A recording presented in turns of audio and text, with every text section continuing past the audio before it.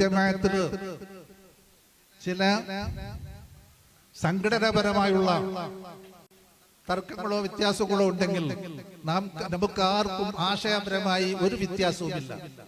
അതുകൊണ്ടാണല്ലോ സുന്നത്ത് ജമാഅത്തിനെതിരായിട്ട് ഇവിടെ ശബ്ദിച്ചപ്പോൾ ഇവിടെയുള്ള ഷാഫി, ഹനഫി, APEK എന്നുള്ള വ്യത്യാസമില്ലാതെ സർവ്വറും ഒരുമിച്ച് കൂടിയത് അല്ലാഹു തആല ഒരുമിച്ച് കൂട്ടിയതാണ് ഇത് അവരെ കൊണ്ട്.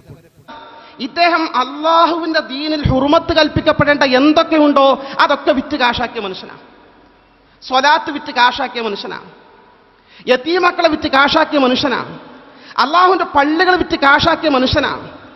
ആദരണീയരായ അഷ്റഫുൽ ഹൽഖ് മുഹമ്മദ് മുസ്തഫ സ്വല്ലല്ലാഹു അലൈഹി വസല്ലം തങ്ങളുടെ മുടിയോടുള്ള ബഹുമാനം പോലും ചൂഷണം ചെയ്തുകൊണ്ട് തന്റെ മുടി കാരന്തൂരിൽ മർക്കസിൽ വെച്ചുകൊണ്ട് ഇത് റസൂലുള്ളാഹിന്റെ മുടിയാണെന്ന് പറഞ്ഞുകൊണ്ട് അത് മുക്കി വെള്ളം കൊടുക്കുന്ന ഏറ്റവും വലിയ നീചമായ ഹീനമായ കൃത്യം ചെയ്തുകൊണ്ടിരിക്കുന്ന മനുഷ്യനാണ് സാക്ഷാൽ കാന്തപുരം അബൂബക്കർ മുസ്ലിയാർ. വളരെ മോശമാണ് അദ്ദേഹത്തിന്റെ പ്രവർത്തന രീതികൾ. ഒരുപാട് പുസ്തകങ്ങൾ വായിച്ചിട്ടുണ്ട്, തെരഞ്ഞെടുത്ത ഫത്വകൾ വായിച്ചിട്ടുണ്ട്, തെരഞ്ഞെടുത്ത ലേഖനങ്ങൾ വായിച്ചിട്ടുണ്ട്.